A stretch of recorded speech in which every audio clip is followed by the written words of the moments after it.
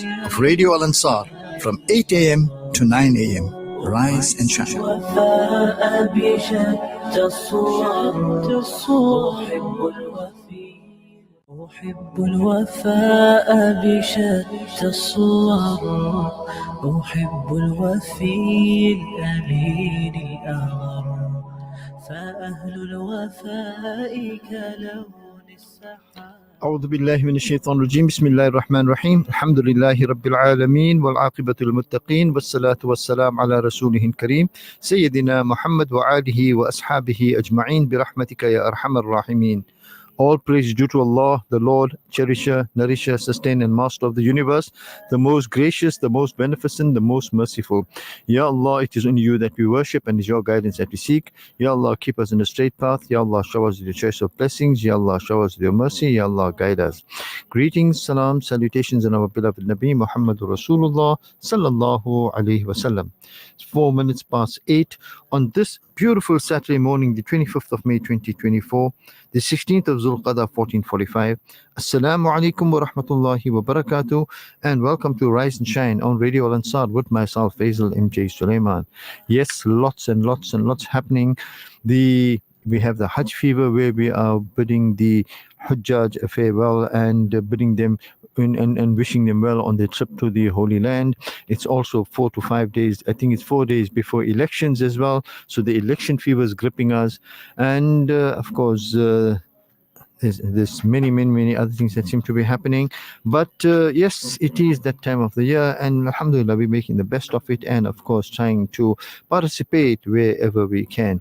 Yesterday we had the live broadcast from the King Shaka International Airport where we went off to bid the Hujjaj a farewell, and it was very emotional, and of course it was very touching as well. It sort of stirred feelings, brought back memories, and one could see family ties. You could see close families that were there to wish them off well. The emotions that were exchanged, mothers were leaving their little children behind going for Hajj, and of course the feeling, as I say, it.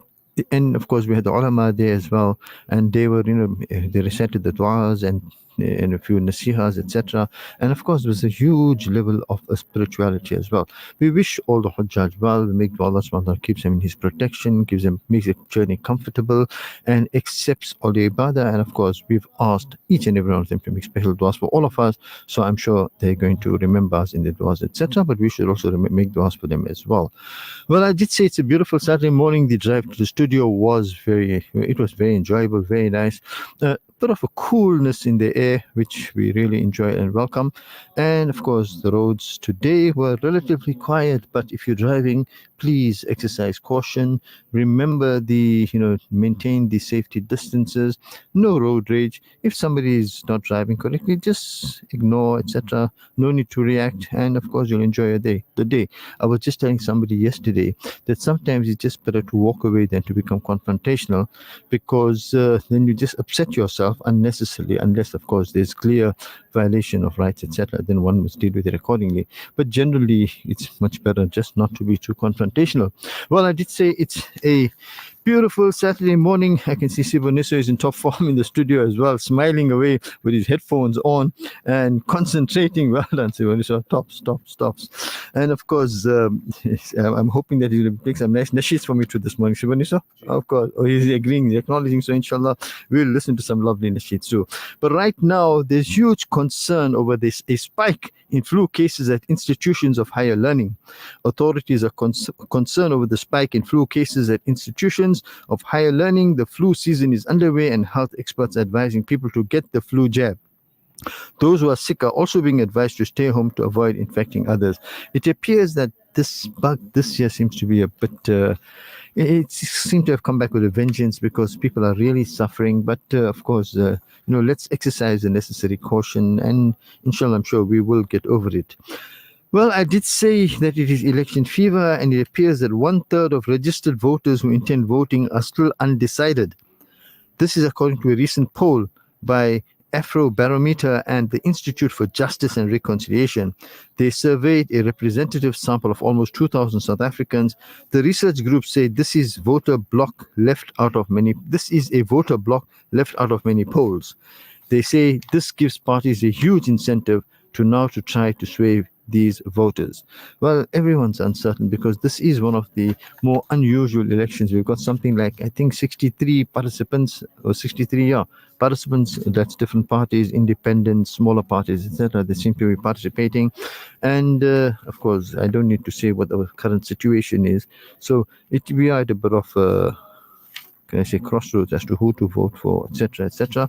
But what's very important, we must go and cast that vote.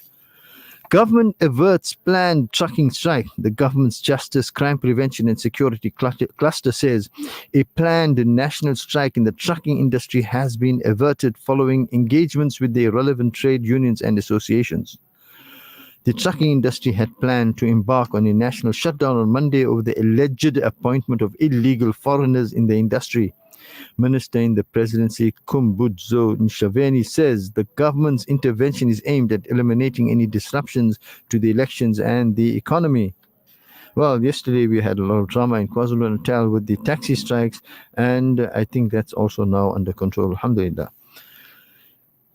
Umlazi residents are furious after not having water for close to 2 months.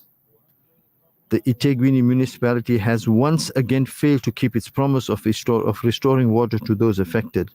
Water was supposed to be restored last week Monday, but taps are still dry.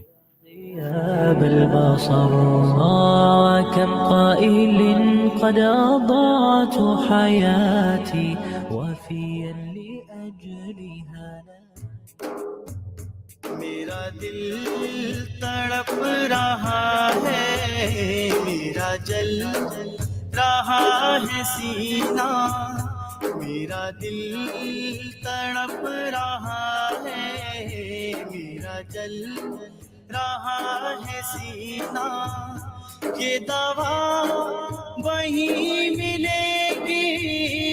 WhatsApp us now on 060-904-1056. Lovely Nasheed, undoubtedly lovely Nasheed, thank you. Message from Sister Leila Mehta says, Assalamu alaikum wa rahmatullahi wa barakatuh to the noble ummah of Nabi Kareem sallallahu alayhi wasallam. Peace, blessings and salutations be upon Nabi Kareem sallallahu alayhi wasallam. Bismillahir Rahmanir Rahim. Alhamdulillah for another blessed day as it glorifies from sujood. Our insight is affected by what we see. Our speech should watch itself. May Allah subhanahu wa ta'ala grant ease, protection and barakah to the ummah of Nabi Kareem sallallahu alayhi wasallam. Ameen. Have a blessed weekend. Salams and dua, Sister Leila Mehta. Inspiring reflections this morning say, the two things which need to be controlled the most are the tongue and the eye. And it goes to say hadith, dua, says, Bismillahi walhamdulillahi wassalatu wassalam ala rasulillah. When Anas radiallahu ta'ala anhu made the supplication for his brother, he said, may Allah bless him with the blessing of those who are pious. They are neither unjust nor corrupt. They stand at night in prayer and fast in the day. या Medina Medina मेरा दिल तड़प रहा है, मेरा जल रहा है सीना, शब रोज बढ़ रहा है. Audio stream across the world on radioalansar.co.za. मेरी प्यास कब बुझेगी, मेरी प्यास कब बुझेगी. Are you or a loved one battling the disease of addiction? Is your family, life, relationships, work suffering due to alcoholism and substance abuse? Zensai Treatment, Recovery and Wellness Center are addiction specialists offering specialized psychotherapy and naltrexone therapy to help overcome addiction. Zensai offers hotel-style facilities to allow your loved ones to regain their dignity and overcome alcoholism and drug abuse in the most comfortable setting possible. Fight addiction. Call Zensai Treatment, Recovery and Wellness Center, the addiction recovery specialist on 031-563-0751. Call us now on 0861-904-904. The views and opinions expressed by the guest and presenters of Radio Alansaar are not necessarily the views and opinions of Radio Alansaar and the Alansaar Foundation. The Watch Doctor, For watch repairs, watch batteries, watch straps, 21st keys, engraving and sound for your occasion. Handled professionally at 263 Sparks Road, Mohammedia Center, Suite 104, Overport, next to the Sparks Road Masjid. Contact Zain on 082 542 3070. The Watch Doctor. The Watch Doctor. Keeping time every time. اللهم احفظ المسجد الأقصى من اليهود الحاقدين اللهم أعد المسجد الأقصى إلى رحاب المسلمين اللهم وطهر المسجد الأقصى من اليهود الغاصبين اللهم عليك بهم فإنهم لا يعجزونك يا قوي يا متين اللهم منزل الكتاب مجري السحاب هازم الأحزاب سريع الحساب اهزم اليهود وزلزلهم يا قوي يا عزيز Radio Alansaar, 24/7, 365.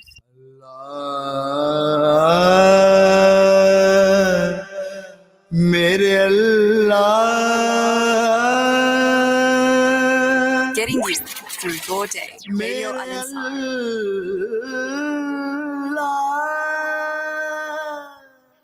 You're listening to Rise and Shine on Radio Alansaar with myself, Faisal M.J. Suleiman. Message from brother Yusuf Patel.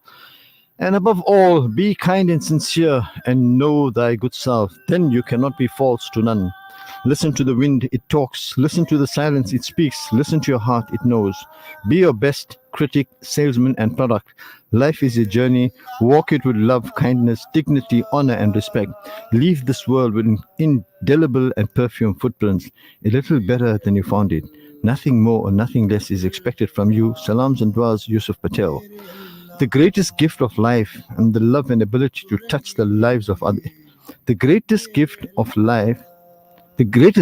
is the gift of life and the love and ability to touch the lives of others, to inspire and to create a little wonderful world around you. Shukr alhamdulillah, Yusuf Patel. Jazakallah khair, brother Yusuf Patel, for those inspiring messages. Alhamdulillah. I always look forward to your WhatsApp messages because they're always food for thought. Message from Mrs. Rahman. Assalamu alaikum Faisal. If you only carry one thing throughout your entire life, let it be hope. Let it be hope that better things are always ahead. Let it be hope that you are stronger than any challenge that comes your way. Let it be hope that you can get through the toughest of times. Let it be hope that you're exactly where you're meant to be right now and that you're on the path that you are meant to be. Let it be hope that your tomorrow will be greater than today. Ameen. Have an awesome day. And comes from Mrs. Rahman. Jazakallah khair, Mrs. Rahman, for the beautiful message. And yes, we've got to exercise a lot of hope. And of course, and we have got to acknowledge as well that whatever happens by the will of Allah subhanahu wa ta'ala, and we must accept it accordingly. But of course, always hope for the best. मददगार मेरा रहमता दामी पा दे मेरी कोई पेश न जावे रहमता दामी पा दे मेरी कोई पेश न जावे फड़ ले तू मेरी बावा देनिया तेनू सदावा फड़ ले तू मेरी बावा देनिया तेनू सदावा मेरे अल्लाह तू रहीम मेरे अल्लाह Are you ready to share the blessings of Qurbani with those in need? Join SANZF Durban in spreading the spirit of sacrifice and generosity to disadvantaged communities across KZN. SANZF invites you to participate in our Qurbani project, where your contribution will make an impact. For just 2,500 Rand per animal or 850 Rand in Africa, you can sponsor Qurbani and bring joy to those less fortunate. Your sponsor Qurbani, visit our website at www.sanzaf.org.za or call SANZF on 031 309 6786. Shimmer, sparkle, captivate. Nothing less than a masterpiece. Droplets of gold inspires precious design. Platinum bursts with intricate freshness. And every pure diamond becomes more than just a girl's best friend. Voda Gold Gem Jewelers, where timeless dreams become a reality. We tailor-make designer gold, platinum, and diamond jewelry. Trade in or remodel your old gold. Clad yourself with classy name-branded watches. We offer insurance valuation and free zakat calculation. Visit us at 534 Ridge Road, Overport, or call 031 208 9142. Voda Gold Gem Jewelers, manufacturers of fine gold and diamond jewelry. The Outrage Slice of Life campaign. Since its inception, our Slice of Life has touched the lives of countless individuals through our distribution to schools, old age homes, orphanages, and deserving families within our community. This initiative has been instrumental in alleviating hunger. For only 9 Rand a loaf, you will be providing a family with their daily staple, bread. Donate now on www.alansar.org.za or call Outreach on 031 208 1601. Radio Alansaar, Durban, 90.4 FM. Peter Maritzburg, 105.6 FM. أحب الوفاء بشتى الصور. Today we're focusing on a topic of significant importance, that is voter engagement within the Muslim community in South Africa. We'll discuss the role of Muslims in the political landscape, the impact of voter apathy, and how we can collectively work towards a more engaged and proactive community. We have online with us Hafiz Imran Musa from the Al Jama Party, who will be talking to us in his capacity as a political analyst and not as a party representative this morning. And yes, we're going to be talking about voter apathy as well. Hafiz Imran Musa, Assalamu alaikum wa rahmatullahi wa barakatuh, and Jazakallah khair for joining me in the program this morning. Jazakallah khairan for the opportunity. And yes, it will really be my humble honor and pleasure to express the importance of voting in South Africa more as an analyst rather than presenting a political push, put it that way. So I think presently at the moment, Muslims in our country and generally, the importance of understanding why we should be voting. A Muslim should have a strategy. And we cannot change the country if we do not get involved and become proactively involved, because of the fact that if we do not get involved, then the country will be shaped by others rather than ourselves. Mm-hmm. So presently, the Muslims are not proactive, and that's the reason we have a lot of voter apathy. And the voter apathy is causing us as Muslims to be rather at the back instead of moving in front. So I think one of the reasons that there is voter apathy is that the Muslims don't have a strategy. And we need to have a strategy in place in order to have a strong Muslim position in our country. Mm-hmm. And without getting involved in politics, we're going to have a serious problem in this country, because the Muslim values and principles will not be upheld. Mm-hmm. Mm-hmm. And I think that's where the problem is going to be for many Muslims in this country if we do not get involved. No, brother. Democracy is not the best of running a country, but by becoming proactive and getting involved in taking part in the election, then shape the country's policies and laws. And I think that's what is very, very important. Mm-hmm. And how can Islamic values and principles be upheld within the political framework of South Africa? So if you take 1 and 2, the question you just posed now, and this particular question with Islamic values, mm-hmm. This is why it's so important to have Muslim voters taking part in the elections. Because if they don't take part in the elections, how are they going to lead by example? How are we going to have a political framework that will protect Islamic values and principles? And it's so important that people understand, and our Muslims in particular understand, that we will lose our moral values if you don't take part in the elections, because that then gives opportunity for many of the laws to be legalized that is anti-Islamic and doesn't fall within the framework of Islamic principles and values. And what strategic efforts are currently in place or should be implemented to strengthen the Ummah's influence in South African politics? So that is a very, very, very important question, right? When you look at the strategic efforts, you see that the Zionists have succeeded with this particular point that you're mentioning, the strategic efforts.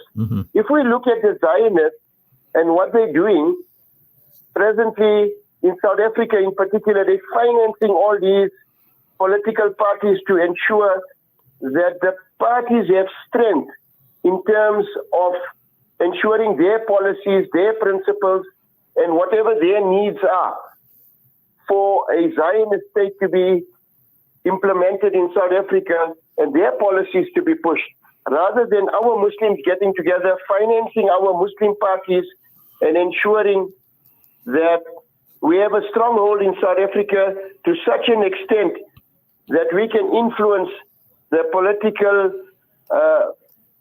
dynamics in South Africa. So I think the strategy is very, very important for Muslims to understand that this is the best time in the history of South Africa that we can take leading roles. And the reason I'm saying this is that there are 52 parties, and automatically all the voters that will be supporting the different parties, the support will be diluted. And when the support is diluted, you then find an excellent opportunity to actually take part in the elections and to ensure that the Muslims have a stronghold in this country.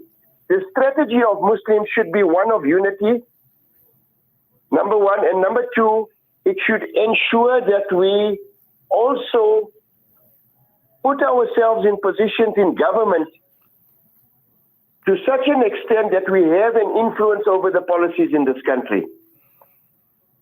And that is a serious gap and void within the Muslim communities presently. And what are your hopes and expectations for the future of Muslim political engagement in South Africa? To be honest with you, as a Muslim first, I think the priority would be to have good leadership that is God conscious, and to ensure that the Muslims are leading rather than being led by. If we take the ayat that we read all the time in Surah Al-Fatiha, where we end off Surah Al-Fatiha and it says, "A'udhu billahi minash shaitanir rajim, ghayril maghdubi alayhim waladdallin," and not of those that are led astray. When we look at that particular ayat and we introspect and reflect over it, we are actually shortchanging ourselves from rather leading in the country, and we feel that it is important to be rather following the message and being led by, or rather misguided by, some of the laws. And in particular, I'm referring to the moral laws that are now legalized in our country. So it's time that we realize that if we don't stand up as a strong nation in South Africa as Muslims, we're going to have a serious problem for our progeny and in years to come. So it's time now we take a proper stand, a strong stand, to ensure that we are in positions that can make a difference in this country. Now, having said that, at this very late stage, yes, those who have registered, have registered themselves to stand up for elections, etc., they are there. But right now, it is in the hand of the voters. And what advice can you give to our Muslim voters so that they can overcome this apathy that they have? So it's a simple advice. They must go out there in their masses and they must go and vote. If they don't vote, we are going to lose ourselves, and Muslims need to understand that if you do not vote, then you're going to allow this country to be misguided and led astray when it comes to our Islamic principles and values. And we need to protect it. And the only way to protect it is to go out there and go and vote. Hafiz Imran Musa, Jazakallah khair for joining me in the program this morning and for having shared those thoughts with us. We wish you well and all the best to you. Shukran. Assalamu alaikum wa rahmatullahi wa barakatuh. Wa alaikum assalam wa rahmatullahi wa barakatuh. Jazakallah for the opportunity. You're most welcome. We spoke to Hafiz Imran from the Al Jama'ah Party, and Hafiz Imran Musa did speak to us about voter apathy and the need for Muslims to go and vote. A few WhatsApp messages that have come through. Message come from Sister Amina Ali. She sends us a poster which says, kindness means loaning someone your strength instead of reminding them of their weakness. There's also a message from Sister Amina Ali, says, Assalamu alaikum wa rahmatullahi wa barakatuh. I trust that you and the listeners are well. Fantastic program as usual. Have an awesome day. Sister Amina Ali, Jazakallah khair for your sentiments, and shukran. Assalamu alaikum to you. Message from Sister Ruqayya. Now I'm just going to read this properly. She says, Assalamu alaikum wa rahmatullahi wa barakatuh, my brother Faisal and the Rise and Shine team. To be happy, you must let go with what's gone and be grateful for what remains. Look forward for what's coming. Instead of spending one day thinking of negative thoughts, spend 1 minute thinking of positive ones. Even though it may be small, it will make the biggest difference.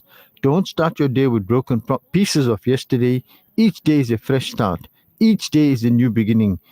Every morning we wake up is a first day of our new life. Don't change so people will like you.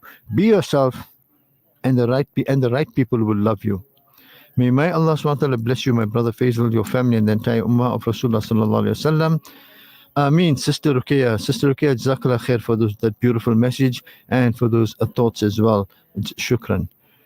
0609041056. We look forward to your WhatsApp messages, but right now let's listen to this nasheed. Taiba bulalo, Taiba bulalo, Taiba bulalo, Taiba bulalo.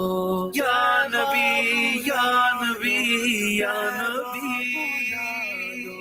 Mere Madine wale Aqa Ya Nabi. Baar baar Madine mein जाए मेरा जान आका बार बार मदीने में हो जाए मेरा जाना फिर और ना कुछ मांगे सरकार का दीवाना बार बार मदीने में हो जाए मेरा जाना पल पल मेरा दिल तड़पे दिन रात करे जारी कब आओ मदीने में. Message comes in from a brother or sister anonymous and says the dua for today: Oh Allah, forgive our major sins and our minor sins which we committed knowingly or unknowingly in the light of the day or darkness of night. Ameen. It goes on to say, thought for the day: when you have your parents' dua with you, you can stand against the world. That is so true. And then it goes on to inspiration, says, through the depths of pain, Allah elevates the status of a believer. So bear your struggles with patience and prayer. Thank you so much. Thank you so much. There's some beautiful messages coming through as well. Another message comes through from Brother Hashim, says, our lives begin to end the day we become silent about things that matter. Our lives begin to end the day we become silent about things that matter. He continues to say, stand up and speak out. There are many reasons why people choose to stay silent when they are aware of an injustice. But the large majority of the time, it's not okay. Every time we look away instead of acting, we are allowing the wrong to continue and are party to it. Yes, there is too much wrong in the world and we can't tackle everything. But do what you can. Start small and in your environment. Don't look away. You might be in that position someday and will appreciate someone having your back. Thank you so much. We're receiving some really, really beautiful messages. 060-904-1056. मेरा जान आका नबी या नबी या नबी तेरे मदीने वाले आका या नबी इतनी सी तमन्ना है हो Are you looking for the ultimate and exclusive luxurious living in Westville's most sought-after location? Kingsford Estate and Kings Avenue, Westville is an upmarket, secure, gated property development where every deal is crafted for elegance and sophistication. Homes priced from 3,995,000 Rand with spacious designer interiors. This is where dreams become reality. Contact us by calling 082 457 5976 or visit www.kingsford.co.za. Advertising pays.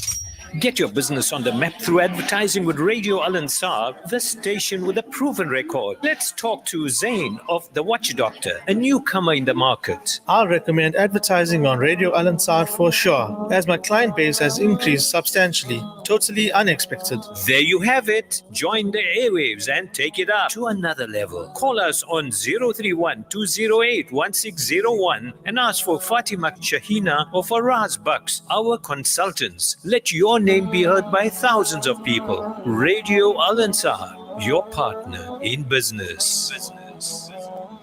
WhatsApp us now on 060-904-1056. Car won't start? Can feel auto. Noisy brakes? Can feel auto. Due for a service? Can feel auto. Can feel auto. The answer to all your car problems. Your service and repair specialist for your VW, Audi, Suzuki, Toyota, or just about any vehicle. Kenfield Auto, your RMI and insurance approved workshop to handle them all. 236 Brickfield Road, Overport. Call us on 031-207-2399. Kenfield Auto.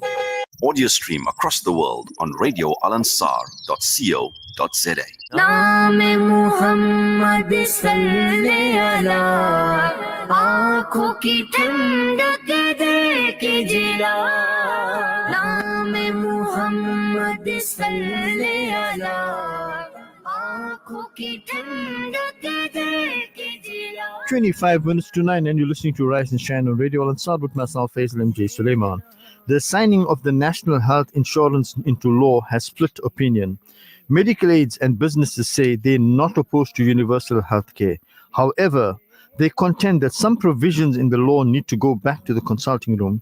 Medical professionals are the cold face of the implementation. Some workers say they leave the country if the legislation is not amended. We have online with us Professor Shabir Musa from the Wits University and he's a family physician. Professor Musa, Assalamu alaikum wa rahmatullahi wa barakatuh and Jazakallah khair for joining me on the program this morning. Wa alaikum salam wa rahmatullah. Thank you for joining, for inviting. Absolute pleasure, Professor. Now, Professor, how do you perceive the concerns of the medical professionals who are considering leaving the country if the legislation is not amended?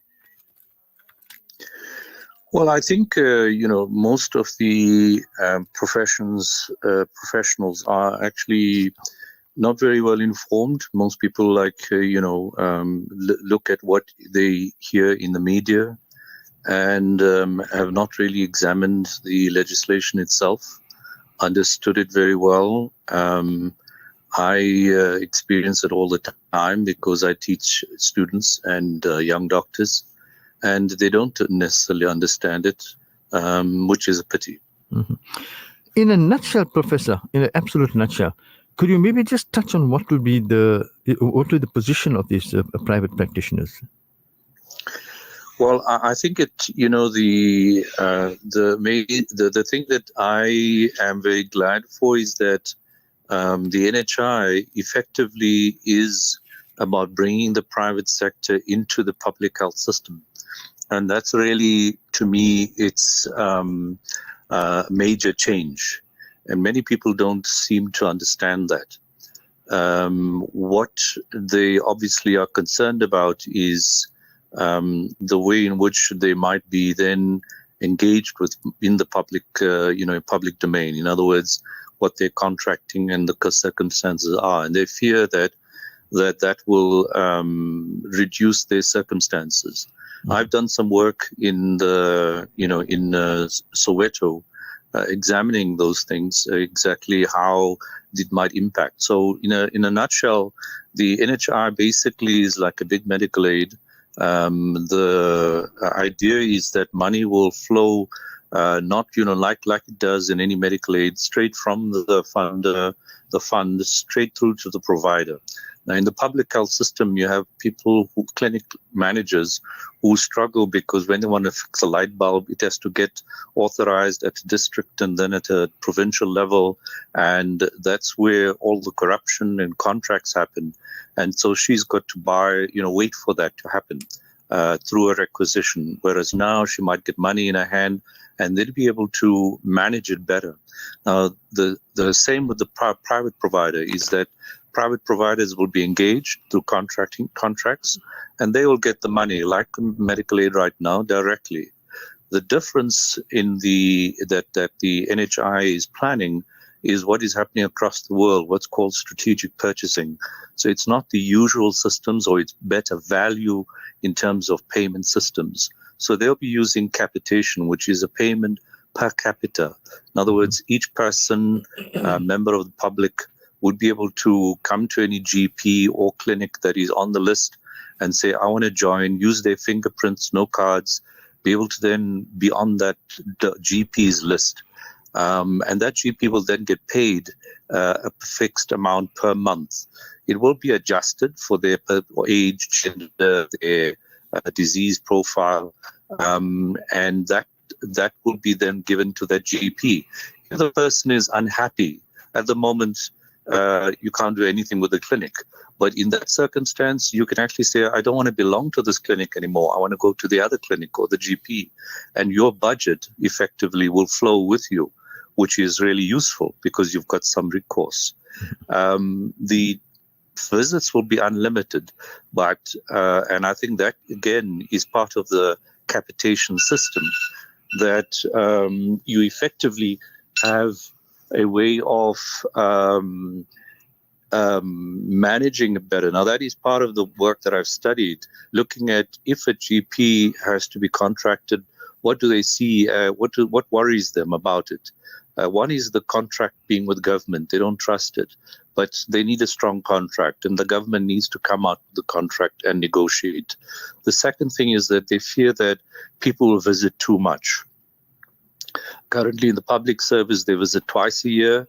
In the private sector capitation scenario, they visit 4 times a year. GP is expected to be much more than that, but I think that it may not be, and our government has to be careful about that question. But at the same time, the way GPs can fix it is to do health promotion, which is a good thing.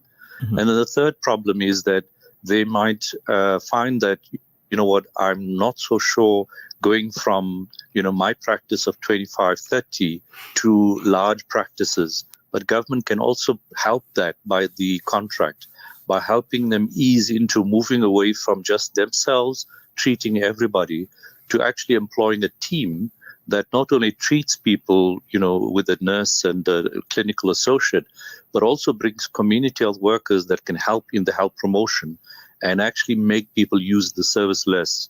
And I've done work in Chewelo where we've been able to show that we can look after a population, increase the quality, decrease the visits, and make people very happy with short waiting times. Alhamdulillah, fantastic.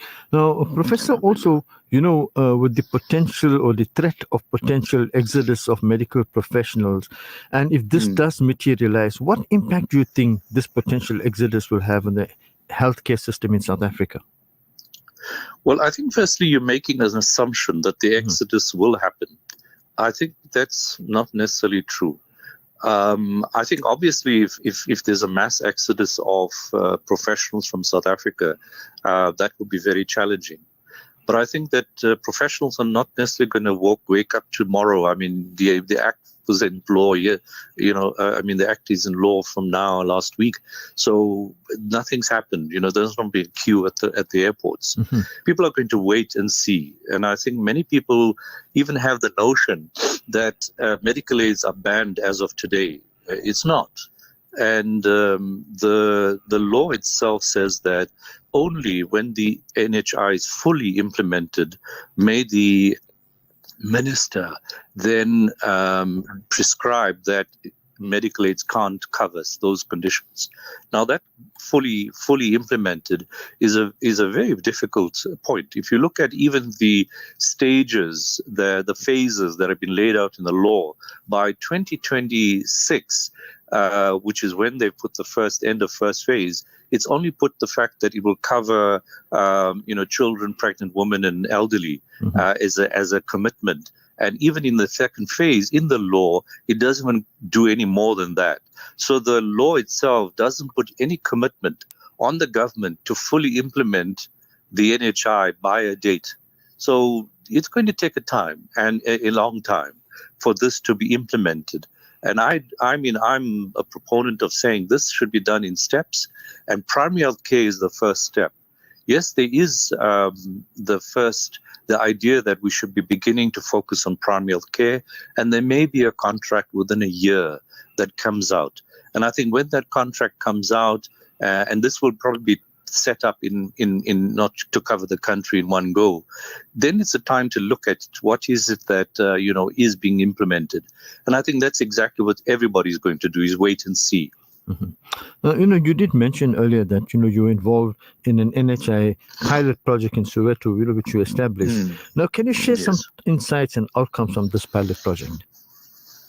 Well, as I mentioned, we basically looked at how might a GP find himself managing a population. So we set up in Soweto, in the public health clinic, I basically said, let me take a population of 10,000 people in the neighboring area of a community health center. I had a small space which we functioned as a clinic within this community health center, and then we took the community and effectively enrolled them into this practice. So that was, simulating a capitation scheme. Eventually, in that space, we had at the clinic, myself, a clinical associate, and young interns who were there with me, and the nurse, and we functioned. That's the kind of teamwork you'd expect in the future. And in setting up that process, we then employed community-oriented primary care principals to try and help, do health promotion. So what we did is, and this is an idea that came from a South African couple about 80 years ago, a Jewish couple actually, from Wits, who set up something in KZN in Polela. And what they did was effectively, and what we did was effectively have community health workers go into the community, visit house to house, count the number of people. And in fact, in that area, we discovered there were 20,000 people eventually. And we then enrolled all of them into this practice. We had the community health workers do a screening test, looking at what are the conditions that these people are having, their social circumstances, etc., and bring that information back to the clinic. But the community health workers would then follow up, and we would at the clinic teach them, work with them very closely. That was the first thing. Then the second thing was that at the clinic, we had these papers that came from the community health workers. We created a filing system that had the family and the individual patient and the community health worker folder. And so every patient that came through, when we saw patients, we saw them holistically. We saw them in the context of a family and a community. We had created an appointment system like any GP should. We basically had good record-keeping systems like any good GP should. And we had, encouraged the doctors and supported the doctors to use good family medicine techniques of consulting and using medicines. And we kept the medicines there. We tried to cover as much of the services that would be available in an NHI circumstance in that space.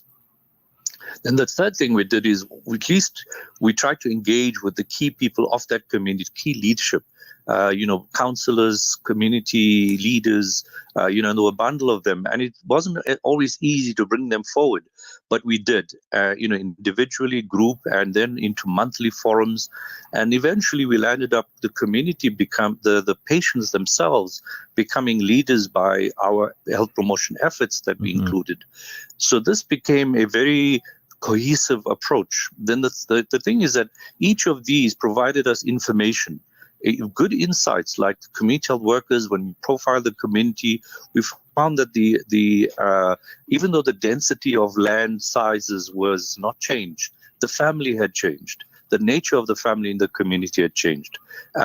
We found with the community that their priority second was drug abuse, and we had very little to offer. In terms of the practice itself, we found a lot of elderly with chronic disease actually having problems of lack of, exercise. So all of this became information we put together and then put into health promotion efforts. And it was very useful. And as a result, you asked the outcomes. We found very high satisfaction rates, very short waiting times. And I'm talking about satisfaction 90% compared to their satisfaction in the community, in the community health center that was right with us at 10%. We found our outcomes in terms of HIV, hypertension, diabetes, much higher than the community health center. So we were able to do something simply by enrolling people, which is what the capitation system will create. And it creates tension because it created competition. Of course, in the public service at the time, their way of dealing with the competition was to crush us and exclude us. Whereas now with the NHI, they will not have that chance. They will have to pull up their socks, because if they don't, then the public, the GPs will take more and more of their patients, because if they do a better job, that's if they do a better job. So I think this is what the government has to make sure, is that, the process of integrating the private sector into this public health system is well integrated and done well. And I think that's going to be to get many people to buy in. Now, in terms of the take up, and you asked the question right at the outset of doctors running away from South Africa. But I mean, if you ask me, they will be fools to do so. When I did the work in a study in 2011, we found that with a capitation scheme, that the GPs were almost, if they costed it, they were almost the same price as the public service in 2011. But when we looked at their income and the income through capitation, they earned 30% more with the capitation scheme. Now, if you're looking at 2011, come forward to 2018. In 2018, when we did some work for National Treasury, we found that the cost per visit to a patient in the public service was about 650 Rand at 2 visits per person per year. That's how much the public service is paying to get visits. And I'm talking about any visit, whether for immunization or whatever. And yet GPs in the key care, which is a capital scheme in South Africa, their rate was half. In other words, in the private sector capitation scheme, it's costing the GPs earning half of what they might earn in the public service. Now, if you ask me, when you do some sums, and we've done that, it will be very lucrative for GPs once the scheme comes through and people are made available. But they have to understand how this will work and understand how they need to manage this process. And I don't see it being as challenging, as, for example, in the NHS, because the NHS is actually struggling with something that we already have implemented. They don't have strong teamwork in the NHS. They don't have strong links to the community.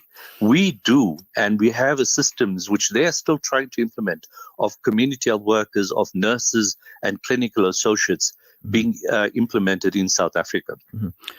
So GPs have to learn to work in teams better.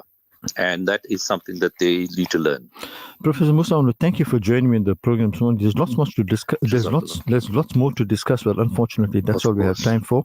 But it's I'm happy that we're getting a positive approach to this thing, because many people, everybody looks at it from the negative side of it. But absolutely, I'm really grateful for that. Which is unfortunate. Absolutely.